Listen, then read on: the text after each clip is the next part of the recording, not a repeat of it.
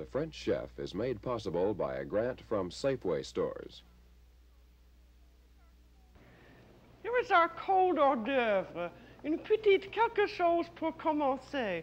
Our main course is going to be an herbal chicken, poulet à la Sicilienne. And I'd better get cracking because I have a whole dinner in half an hour to do today on the French Chef.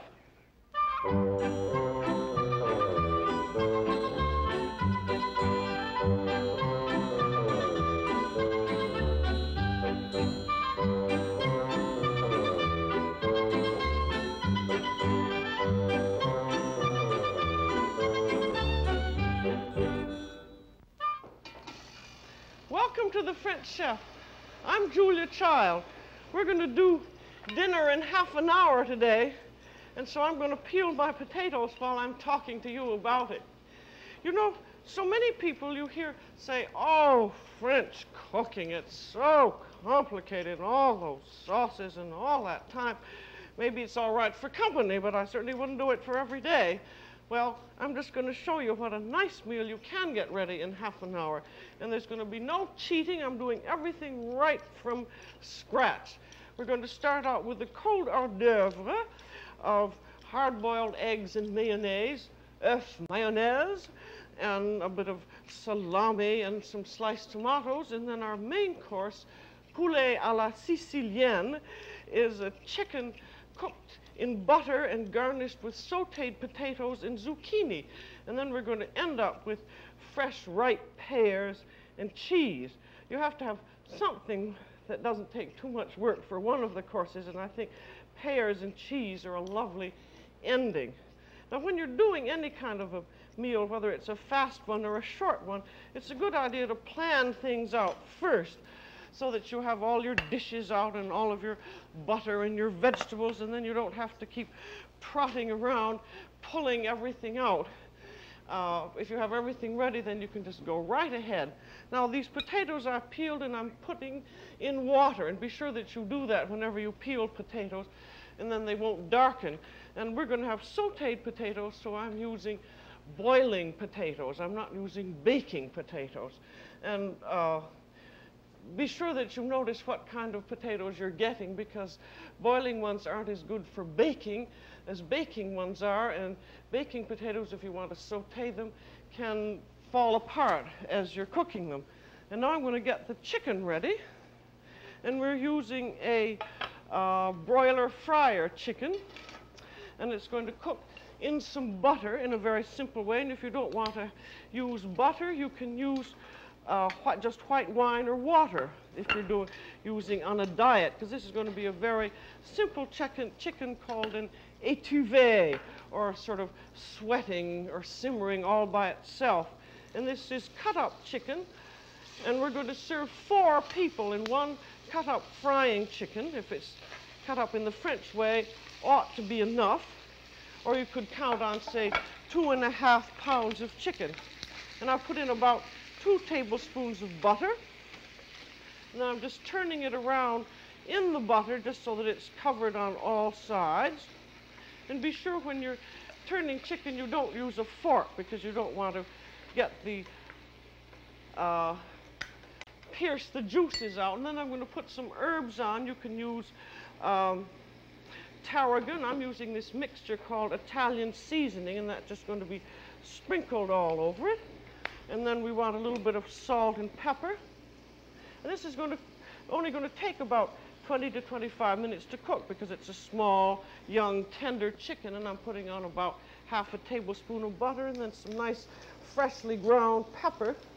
Then after it's cooked for about 10 minutes on one side, I will cook it for about 10 minutes on the other, and it will be done.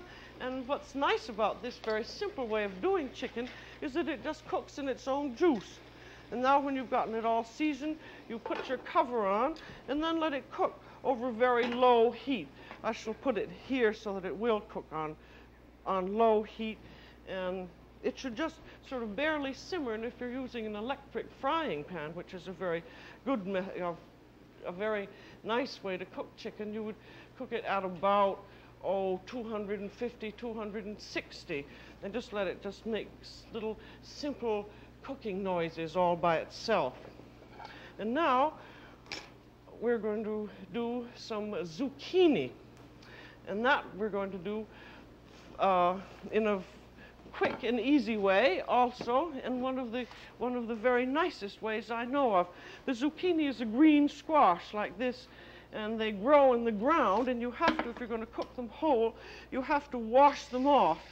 And use a soft vegetable brush like this and scrub them thoroughly under cold running water, because because they lie on the ground, they pick up a lot of dirt and grit on their skins.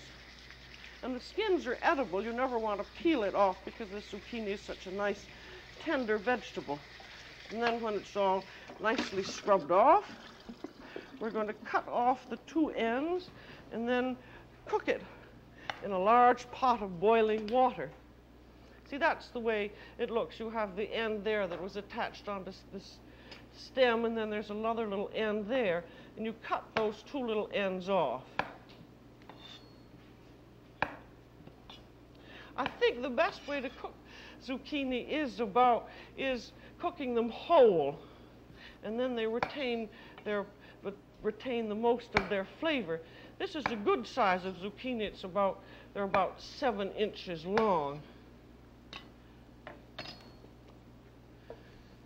And then I'm going to cook them in a salad basket, which I think is a fine way to cook vegetables, because it's when you're boiling them in a large pot of water the way we're going to do, because you can get them out so easily.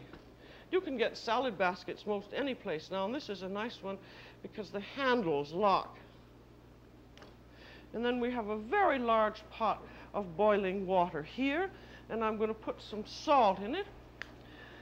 It's going to have to take quite a bit. This is the French theory of cooking green vegetables, which is that you put them in the largest pot of water possible, so that when the water is rapidly boiling, and you put the vegetables in, the water will rapidly come back to the boil again, and the boiling water seizes the vegetables so that you retain all of their fresh taste and all of the vitamins and everything else that you should. So, as soon as your water is rapidly boiling, you drop in your zucchini. And then you let it boil for just about 8 minutes. And I dropped that in so fast that my handles came apart.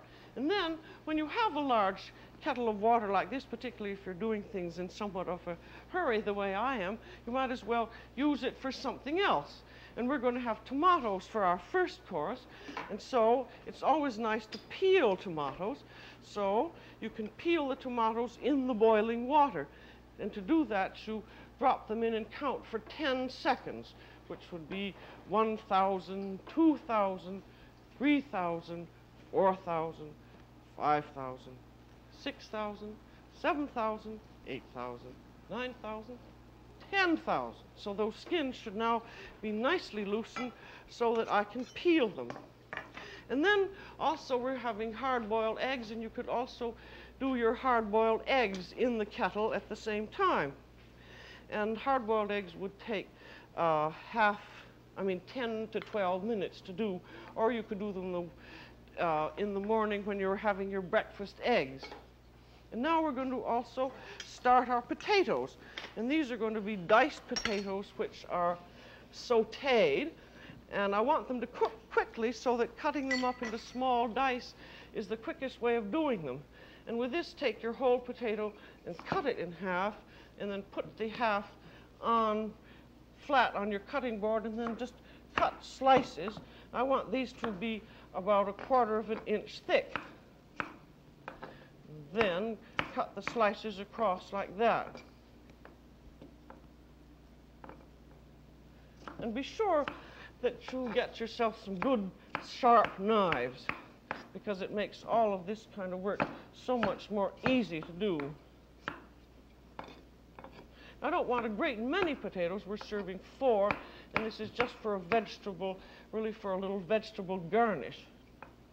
And we're all trying to keep our waistlines down. So if you have 3 or 4 courses, the thing to do is to serve a small amount of each course, then you can get the variety, but you're not eating too much. You see those diced really very quickly. If you had one of those machines that cut fried potatoes, you could put them in and get them cut into strips, and then you'd probably have to do the dicing yourself. See, that's about 1/4 of an inch, those slices, and then these long strips are 1/4 of an inch. This, if you were doing fried, French fried potatoes, you'd start, this would be the quick way of slicing them up.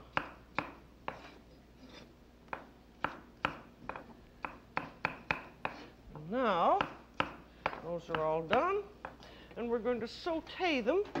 I'm going to use one of these no-stick pans, and I'm going to, though it says that these are butter, potatoes sauteed in butter, as you remember, you never use just butter alone. You use butter and a little bit of oil. So I'm using about 1 tablespoon of butter and about 1/2 tablespoon of oil. And then, whenever you're going to saute potatoes raw, the way we're doing here, you want to dry them off. And I think the easiest way is just to dry them off in a clean towel. Because one of the great problems in sauteing vegetables is that they stick to the pan, and if you dry them off thoroughly, they won't. And then also, if you use one of these no-stick pans, that also prevents them from sticking. But the secret of sauteing anything is that it be dry. And now, see, our butter is hot. Be also sure that you get your butter hot before you try to saute anything. And I've got the heat on high. And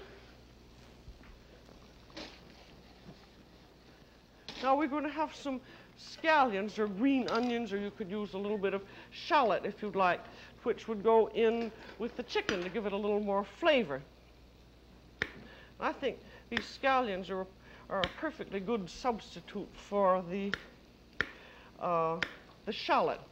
See, I've cut off the root end, and I cut it off just where it began, just where the dark green began, and then cut them into strips lengthwise, and then cut them into dice.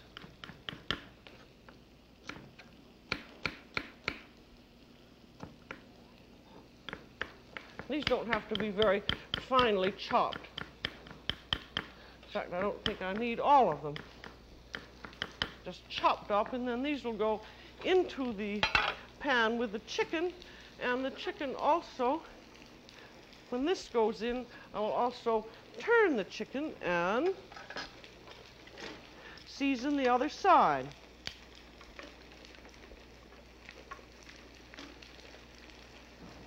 See what an easy chicken method this is, and it's much nicer than plain boiling because you have all of the flavor and you have a nice buttery taste. Got to shake these potatoes up now. And then put on a little more salt and a little more herbs. I used about 1/2 teaspoon of herbs there. And then we have parsley. You see, you can keep quite a few things going at once. And we want to have some parsley for decoration. And the easy way to do, you have it washed and you've kept it in a jar, and you just gather up a little bit of it in your hands and then just chop off what you need. And then that's all ready for your final decoration. If you're going to chop it much ahead of time, cover the jar and put it in a refrigerator. You can see if you do a little bit of planning, and when you get used to doing quite a lot of cooking, you can do a great deal at once. I mean, having 5 or 6 things all going on at the same time. But you have to sort of remember what your overall plan is. Now there are potatoes. You see they're browning nicely there. And having been diced fairly fine, it doesn't take them too long to cook. I'll take another look at my chicken to be sure that it's simmering along. You can see it's beginning to create its own juices. I think I'm going to put a little more butter in there. I could, if I wanted, put in a little bit of white vermouth. This is one of the few recipes in which I'm not using any wine at all.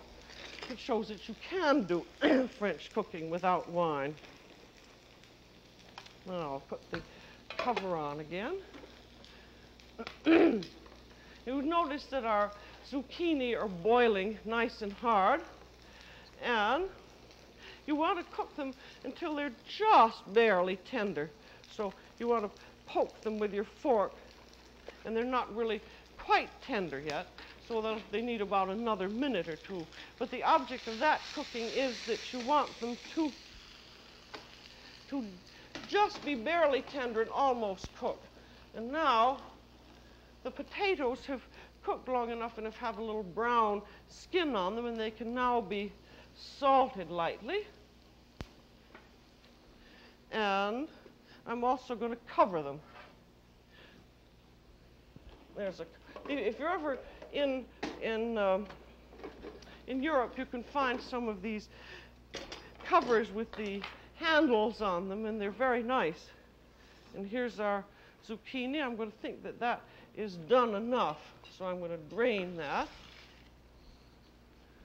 And then, in order to heat my serving dish, I'm just going to keep that kettle of water on the stove, and the serving dish can be heated on that later on. And then, as a matter of fact, I think I'll heat it on now, so it'll really be warm enough, because we're almost ready. And then we're going to be sautéing our zucchini. So I'm going to heat my pan up a little bit and then cut up the zucchini. Now I've got a big fork here and my big knife. And then you cut the zucchini like this and just cut it into pieces like that. As you can see, that is just almost tender. I'm going to have to move my potatoes, so I think they're getting a little too warm. And heat up my pan here for the sautéing of the zucchini. Now, my sister-in-law has a place up in Maine where she goes in the summertime, and she has a lovely vegetable garden, and she grows zucchini. Every once in a while, the zucchini gets ahead of her, and it gets to be about 2 or 3 feet long. But she still uses it because she has a big laundry boiler, which is called the Happy Home Laundry. And it's big enough to hold a whole zucchini 2 or 3 feet long, and so she just boils the whole thing until it's tender. And then she scoops out the inside, and then she fills it with all these lovely buttered vegetables that she has in her garden, and it makes one of the prettiest arrangements for a party I've ever seen. You notice, see, I cut that lengthwise and then cut it across. And then, this is a nice way about doing the zucchini this way. If you see that you have enough, which I think I have, you can just let it cool off and use it in salad the next day. So I usually make a little bit more than I need so that I'll have some more for salad.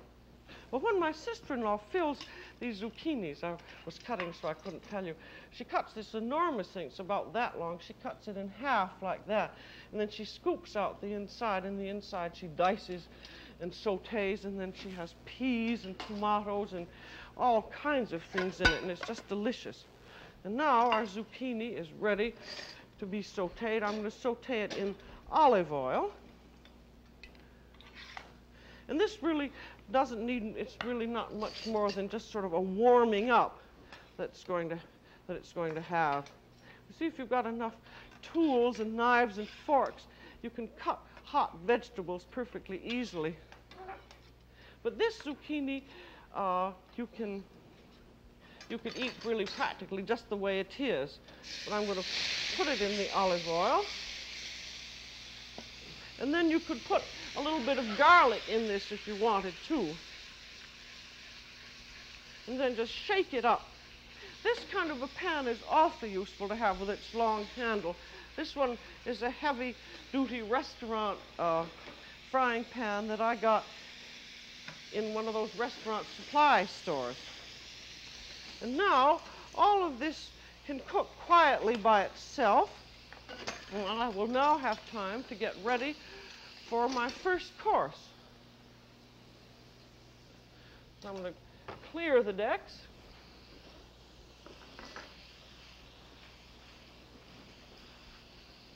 You see, all of those things are quite simply done. I'm going to take a look at my chicken again, which is coming along very nice. See, the potatoes are doing well. They're just on low heat. And we're now ready to do our petite quelque chose pour commencer. And that's going to be watercress and homemade mayonnaise and hard-boiled eggs and some salami. And for the watercress, it keeps best if you just keep it covered with water and then cut it off about where sort of about 2 inches of where the leaves are, and then you can save this part for watercress soup. And then arrange this in your dish. It always makes it's so pretty, I think. And then the tomatoes, now that they have been blanched, they peel very easily. The skin should just come off very simply. Remember, that's 10 seconds in boiling water. And even if you have a very ripe tomato, it will usually peel perfectly well. I think we're only seeing there are only 4 people. I'll only need 2 tomatoes. I'm taking out that little central stem there, which isn't eatable. And the peel comes off very easily.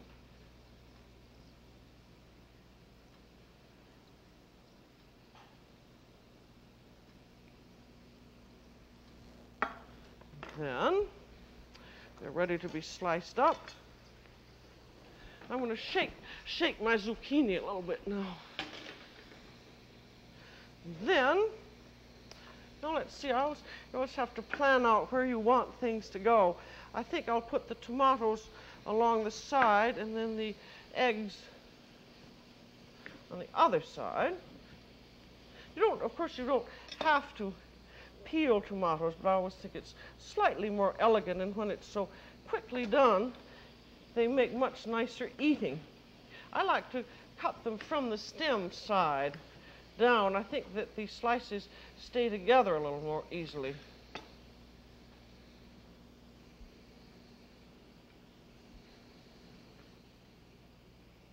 And then we have our hard-boiled eggs. And these, a good way to cut the hard-boiled eggs is to dip a stainless steel knife in some cold water and then just cut them. I'm going to cut them this way. I guess I'll arrange them, the 4, right down the middle of the platter. And then I love homemade mayonnaise because it's so easy to make and it always tastes so good. And when you hard-boil eggs, when you drop them in water, as soon as they're done, and they shouldn't take more than 10 to 12 minutes, 10 for a small egg and 12 for a large one, immediately take them out and put them in cold water, and then you won't have that trouble of having a dark ring around them. This is a very French hors d'oeuvre, the mayonnaise. Les œufs durs mayonnaise, and then sprinkle them with a little tiny bit of parsley. That looks very, very nice. You see, that's awfully quickly done, and everyone loves it. Oh, I forgot to put in, I have some salami. You could use a little bit of tuna fish, which would be nice too. And I'll put the salami slices at the edge there. And I think 2 pieces of salami per person is really plenty. There, so that is all done. And I think I ought to put a little bit of salt and pepper on the tomatoes, which I forgot to do. You could put a little bit of French dressing, but I think with this lovely, thick, eggy mayonnaise. They really don't need anything else. So that now is all done, and we're really now ready to assemble our chicken. Now I have my platter here, which is nice and warm. And there's our chicken. You see it has produced all of its own juices, and you can tell when it's done by poking it with a little knife, and when the knife goes in easily, it's done. And you don't ever want to overdo chicken, particularly a lovely tender chicken like this, because if it isn't juicy, it just has lost its charm. And for a chicken this size, which was whole and ready to cook, this was about 2.5 pounds. You see, about 20 to 25 minutes is plenty of time. Now there are those little juices which I will save until later. And we then have our potatoes, and they need a little bit of salt and pepper on them.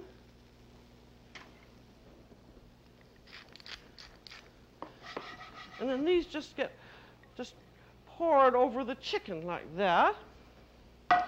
And then our zucchini, I'm also going to season a little bit. And they could have a little bit more salt and pepper too. And they simply go on either side of the chicken.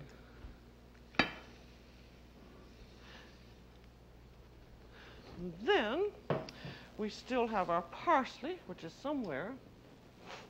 I don't know where I left it. Well, anyway, it should have oh, there it is. I was going to say it should always have a little parsley. I think that's one of the most useful of the decorative things. And there's this little lovely buttery juice which the chicken made all by itself.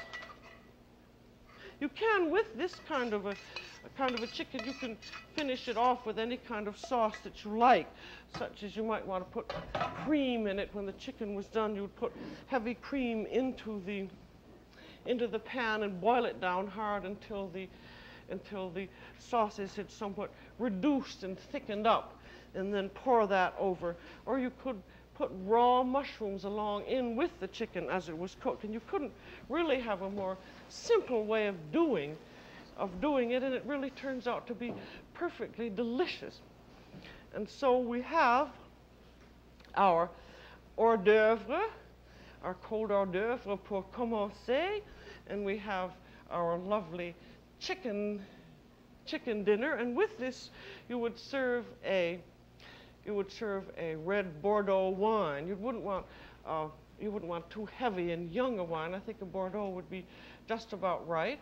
And then for dessert, end up with lovely, fresh, ripe pears and some cheese and some crackers or French bread and coffee, and you have a perfectly delicious little meal.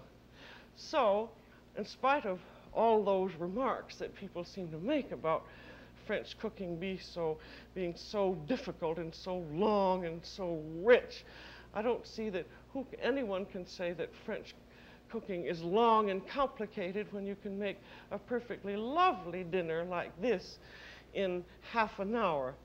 So that's all for today on The French Chef. This is Julia Child.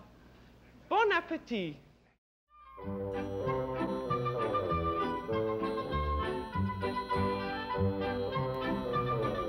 Julia Child is co-author of the book Mastering the Art of French Cooking.